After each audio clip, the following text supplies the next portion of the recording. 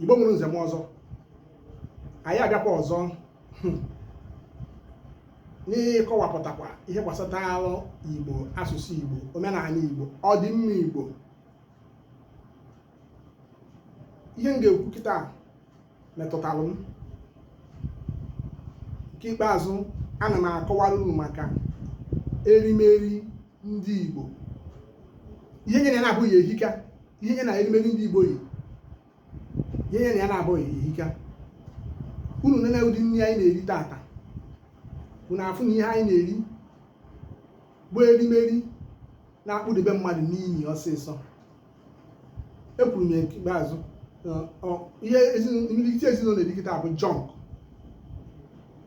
junk, industrial food. Erimeri ndị nna nna anyị ha ri wee tọọ ndị be anyị ahụ erizie.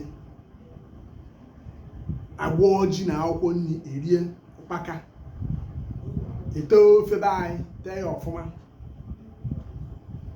Ọ bụrụ na ogiri efere anyị ji ete ofe na anyị Igbo ma okpe, ha ncha bụcha ọgwụ. Mana nke bụ nke m chọrọ ikwupụta kịta. O nwere mgbe ọlsa bịa na-enye m nsogbu, mesịrị wee jee na famasi kọwachara ha ka o si eme. The pharmacist si m nọ gastroenteritis, asọ ya n'oyibo. Mụ na onwe m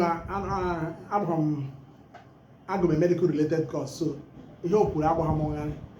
Ewebido akpọ ebe m ọgwụ, na-ekpogide ha ma ọgwụ ọlsa, ankata m ọgwụ ọlsa. Ebupụta gị katọn ebe a pakịrị ọgwụ, unu ama na mmadụ ka Chineke bubutere. O wee sị m ribe mkpụrụ osisi, etinyezikwa n'ọgwụ n'ọnụ ọzọ, nọkwa poison ka m na-aṅụ iyi na a na-eziokwu, maka ọ naghị akwụsị. Ịṅụ ọgwụ ọ dịka ọbịanatatụ mgbe ahụ nwere otekwa aka afọ na-achịgharị na-enwu ọkụ na-agwọ afọ na-agwọ ji mmanụ ihe a.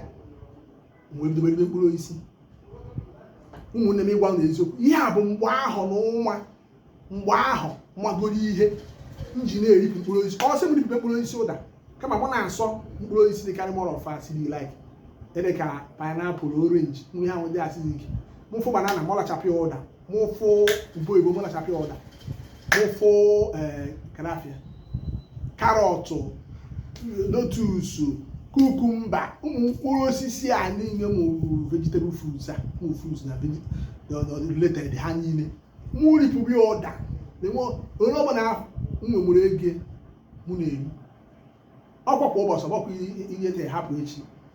Nke bụ eziokwu na ọ na-apụ ego na maka ngwụ na eziokwu sinsi mgbe ahụ ruo taa, asịghị m na afọ agwụgharịghị m maọbụ na afọ asabeghị m, maka ịmana nwunye ọsa maka afọ ngwagharị, afọ ọsịsa, afọ nchụgharị ya na mmadụ ịpasị oke gas, ịpasị ya ịnyụpụ na ịnyụkwa. Ọ ya na-enye ka m nọ tata uwefu m ndị otu a ndị mkpụrụ osisi mụ ha ọgwụ karịrị ya n'elu ụwa. Expo ka m na-egbu unu, ya bụ expo exam a na-ede kwa ụbọchị na ndụ anyị. Nkịtị na-aṅụ aha m aṅụzi mkpụrụ osisi na nka ndị ime ya ọ bara